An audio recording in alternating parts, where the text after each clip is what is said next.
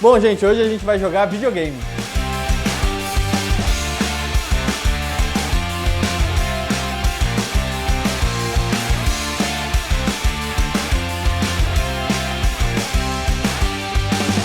Bom, gente, hoje eu tô aqui com o Raul Tabajara, ele é ilustrador e game designer e ele é fundador da Carranca Games, né? Um dos Carranca fundadores, Games, né? muito bem. Carranca Games que vai trocar de nome em breve.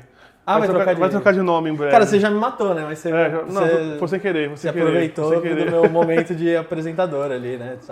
Por que eu vou trocar de nome da Carranca Games? Porque games não é só o que eu faço com a Carranca, né? Eu também faço ilustração.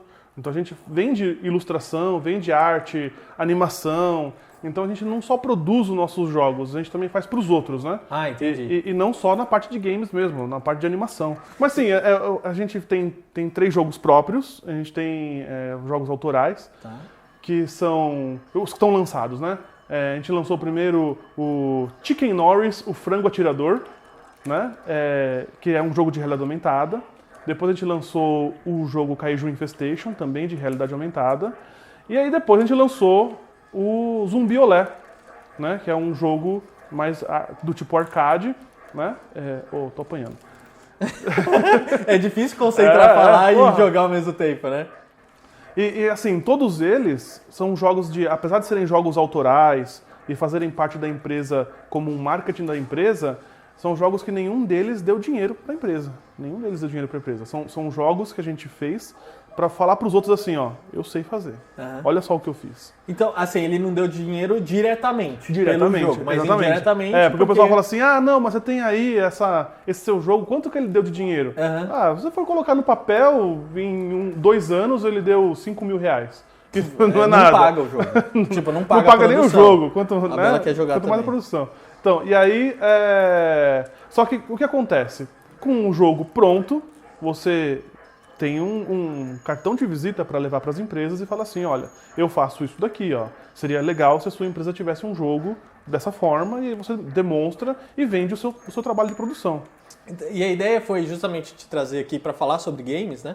E aí eu falei assim, vamos fazer um negócio diferente, a gente vai jogando. E a gente tá jogando o Super NES, Super Nintendo, né? Samurai Shodown. Que na verdade foi o meu segundo videogame. O primeiro videogame que eu tive foi um Atari. E cara, sabe algumas coisas que às vezes você faz na vida e você se arrepende? Eu vendi meu Atari na sei época. Como é que é. E hoje, hoje eu fico assim, pensando 3 vezes antes de vender alguma coisa, sabe? A gente vendeu também o nosso primeiro computador. Porque lá em casa a gente tinha computador, né? A gente não tinha videogame. Eu sou de 1980, então sou bem do começo da geração game, assim, né? E aí, o que a gente tinha era um computador chamado MSX. A gente tinha um computador chamado TK90X e tinha um computador, logo depois a gente trocou pro MSX. E quando foi a época que você falou assim, que você queria trabalhar com games? Então... Porque isso com certeza te influenciou. Sim, na verdade, pode parecer estranho, mas 3 anos depois que eu joguei o meu jogo pela primeira vez, eu pensei, eu quero fazer isso, eu quero trabalhar com jogos. Mas você tinha o quê? 10 anos? Eu tinha 10 anos. Porque, na época, o MSX é uma história que eu conto sempre. Tinha alguns softwares, e um desses softwares era um chamado Grafos 3. O Grafos 3 ele era uma espécie de Mario Painting. Lembra do Mario Painting que você jogava no próprio e você brincava de pintar? Mas não era era no Super NES, era no Super NES, Isso aí mesmo. Só que o Grafos 3 ele era no MSX, esse computador antigo que eu falei. E aí eu passava horas no Grafos 3 desenhando. Você desenhava, ficava mó bonito, você tinha que desligar o computador, perdia tudo, porque não tinha nem como gravar, né? Pelo menos o meu, na época, não tinha como gravar. E aí eu olhava para aquilo e falava, nossa, que legal. E o meu irmão, ele era um cara muito cabeçudo, gostava de programação, então ele sabia fazer jogo de videogame. Então o que ele fazia? Ele programava umas coisas e eu desenhava essas coisas. Então assim, poxa, eu conseguia fazer jogo em casa. Eu conseguia, com 10 anos de idade, produzir jogo em casa. Da mesma forma que hoje alguém consegue produzir jogo com Scratch, por exemplo. Você consegue produzir o seu jogo em casa. Mas isso era há muito tempo atrás, né? Mas é lógico, eu não enxergava isso como uma profissão. Tá. Eu enxergava isso assim, tipo assim, ok, é legal fazer. Porque você não tinha ideia do que ia tinha ideia, virar, né? Exatamente, não tinha ideia. E aí aconteceu, por um destino, eu acabei trabalhando junto com um pessoal que tinha um contrato com a Tectoy. E isso em 2002, né? e a Tectoy em 2002 estava relançando o Mega Drive. E aí eu fazia ilustração para esse pessoal da Alienware, eles conseguiram esse contrato com a Tectoy. E aí lá na Tectoy os caras falaram assim, pede pro seu ilustrador fazer uns negócios aqui pra gente. E aí mandaram pra mim uma ilustração do Sonic para desenhar. Que era uma ilustração que ia pra ficar dentro do Mega Drive 3 com jogos na memória, né? E aí a primeira vez que eu trabalhei com jogos mesmo foi fazendo esses sprites do Sonic pra ir pra dentro do Mega Drive. Cara, e assim, o mercado, é igual a gente tava comentando, você não tinha ideia do que ia virar o mercado. Não fazia a menor ideia. Hoje, assim, o que é e tudo mais, né? Não. Como é que você enxerga hoje o mercado de games, assim, né? Porque eu vejo, você tem duas possibilidades. Você pode empreender, né? Ou seja, você pode montar uma empresa com algo relacionado a games. E você tem na outra ponta o cara que quer trabalhar com games, mas necessariamente ele não quer abrir uma empresa sobre, ele quer trabalhar em uma empresa lá. Bom, primeira pergunta, né? Como é que você enxerga o mercado nessa parte de empreender? Tem espaço? Tem mercado?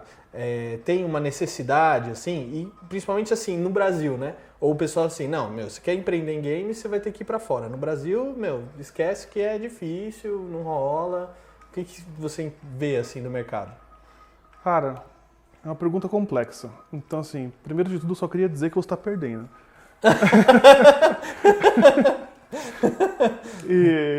Então, vamos lá. Quando eu comecei a trabalhar com jogos de fato, quando eu montei a Carranca Games, isso foi em 2013, eu montei a Carranca Games, né? Eu queria trabalhar com jogos, porque depois de trabalhar lá na Tectoy e tal, eu fiquei com um grande gap aí, onde eu fiquei trabalhando com animação e publicidade. E aí, cansei de animação e publicidade e quero trabalhar com games. E em 2013, não tinha muitas empresas, não tinha quase nenhuma empresa aqui em São Paulo que ofereciam vagas para ter um game designer ou para ter um artista trabalhando num jogo. Eram muito poucas as empresas de games que tinham. Você tinha assim, sei lá, você tinha umas 10 empresas grandes, essas empresas tinham 10 locais para funcionários e todos eles estavam cheios, sabe? Sim. Então realmente não tinha. Então a forma que eu tive para trabalhar com games foi literalmente abrindo a Carranca Games, né? Se eu quero trabalhar com games, eu não consigo local para trabalhar, eu vou abrir a minha e vamos ver o que dá. Né? Então foi isso. Tipo, você que teve que criar a sua oportunidade. Né? Exatamente. Só que aquele negócio, né? Como foi que eu consegui criar a Carranca Games? Parece fácil, né? Então, não tem lugar para trabalhar com games, então eu vou abrir a minha empresa e vou trabalhar, né? Mas não foi bem assim, foi mais ou menos assim. Eu já trabalhava com publicidade, eu já trabalhava como freelancer para diversas agências de publicidade, então muitas agências já me conheciam no mercado como um animador, como um criador de personagens.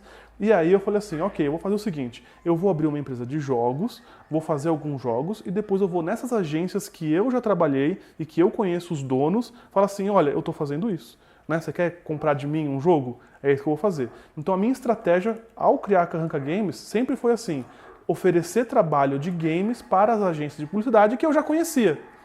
E aí eu tinha um aluno que era o Ken Ishii, e o Ken, ele estava manjando muito de programação. Aí eu cheguei para ele e falei assim, olha, eu acho que eu tenho uma porta aberta para começar a oferecer jogo para as pessoas, né? Para esses meus antigos patrões, para as pessoas que me conhecem. Vamos fazer um jogo junto? E aí, se a gente conseguir produzir esse jogo junto, eu consigo mostrar para esses caras e falar assim, ó, eu sei fazer. E aí a ideia era produzir com qualidade. Como eu já tinha todo esse background de trabalhar com animação, trabalhar com cinema, dar aula disso, então a gente fez um jogo que foi visualmente bonito, né? E logo que a gente lançou, a gente ficou em 10º lugar no Google Store, da Play Store. E aí fez um certo barulho, os caras conseguiram 10º lugar. Pra mim, 10º lugar ou não 10º lugar, eu não estava tão dentro. E aí eu fui descobrir que na época, a galera produzia 50 mil jogos por semana, o Google Play tinha. Nossa. Era 50 mil jogos por semana que você conseguia ficar no... Eu fiquei em 10º lugar. Aí o pessoal falou assim, não, cara, isso é muito absurdo. Aí eu falei assim, tá, a gente teve algumas sortes, né? Algumas situações que a gente chamou pra gente, né? Que foi o seguinte, quando a gente decidiu fazer o jogo, que foi o jogo do Chicken Norris, primeiro a gente ia fazer o jogo de lutinha. O jogo de lutinha todo mundo faz. O que a gente vai fazer então, já que a gente vai se dedicar 3 meses? Vamos fazer uma coisa que ninguém faz e que é difícil, realidade aumentada.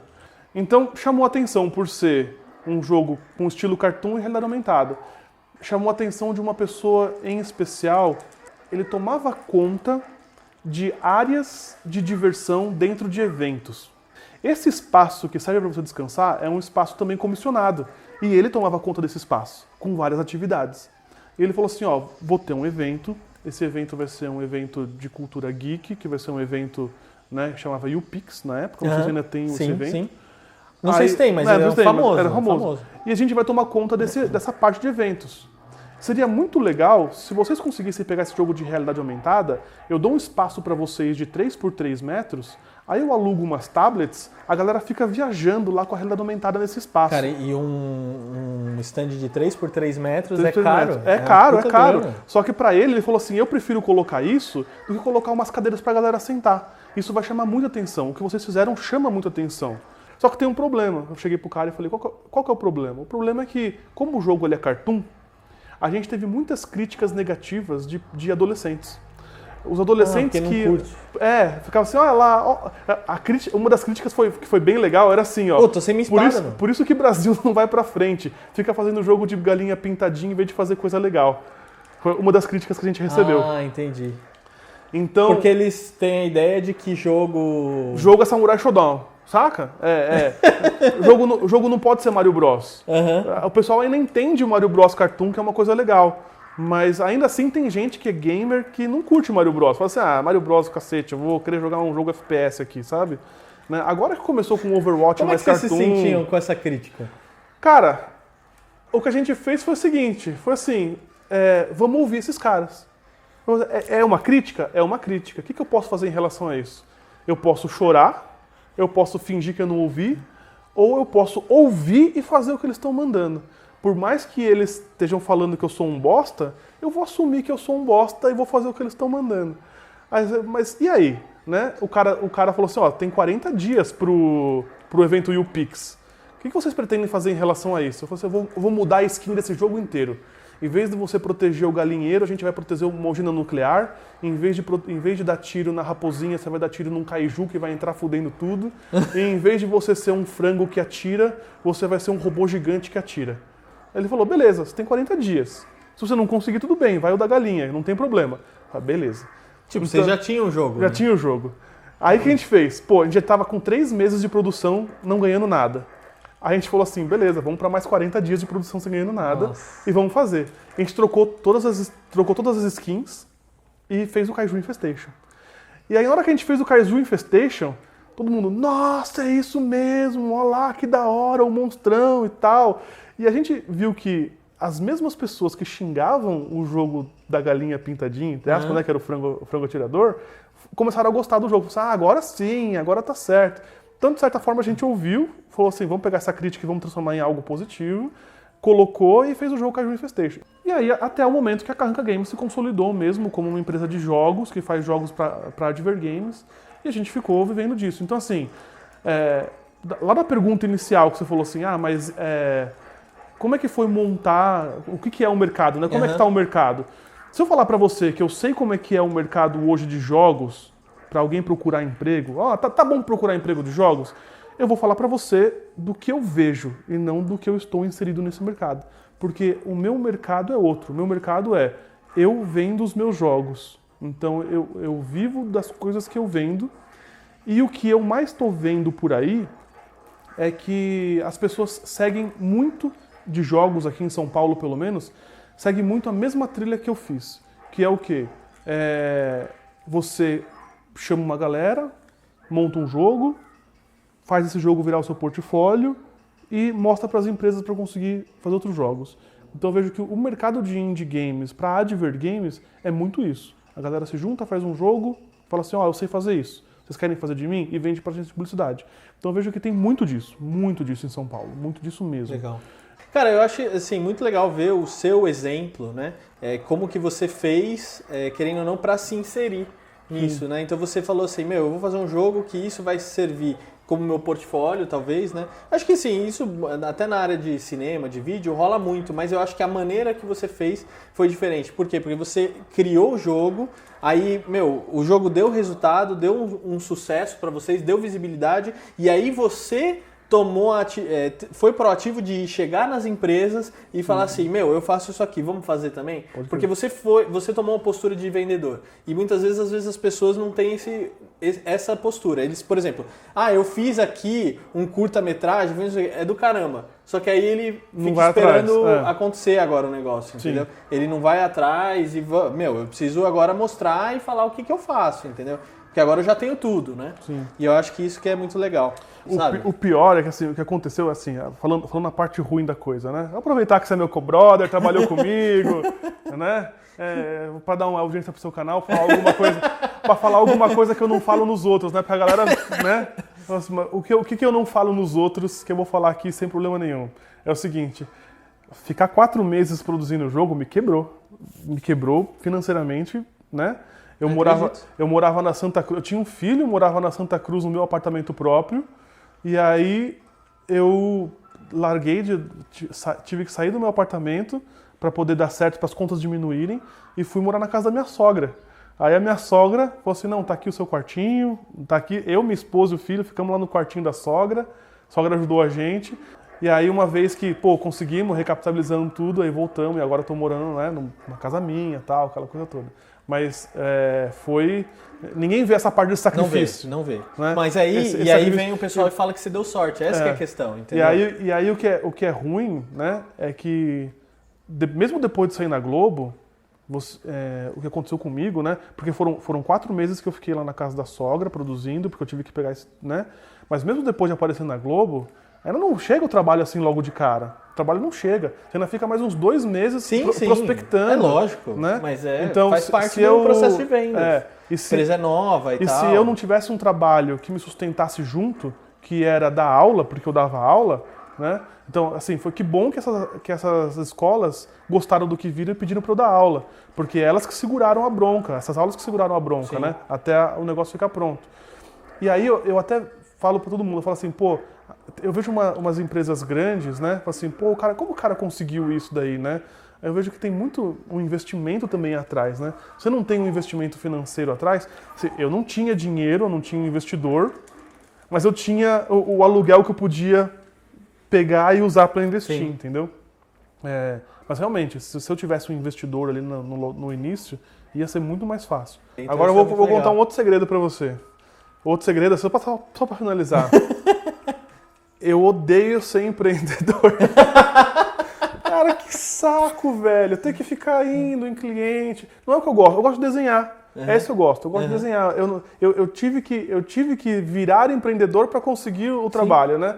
Tanto que depois de um tempo, né, eu deleguei essa função. Eu falei assim, desculpa, eu não gosto de ficar de ir para cliente, eu não gosto de ficar negociando nada, eu gosto de ficar desenhando, eu gosto de fazer essas coisas, e aí eu tive que achar alguém para poder fazer esse tipo de coisa por mim. Raul, obrigado pelo seu tempo, valeu. Gente, espero que vocês tenham gostado aí desse tempo.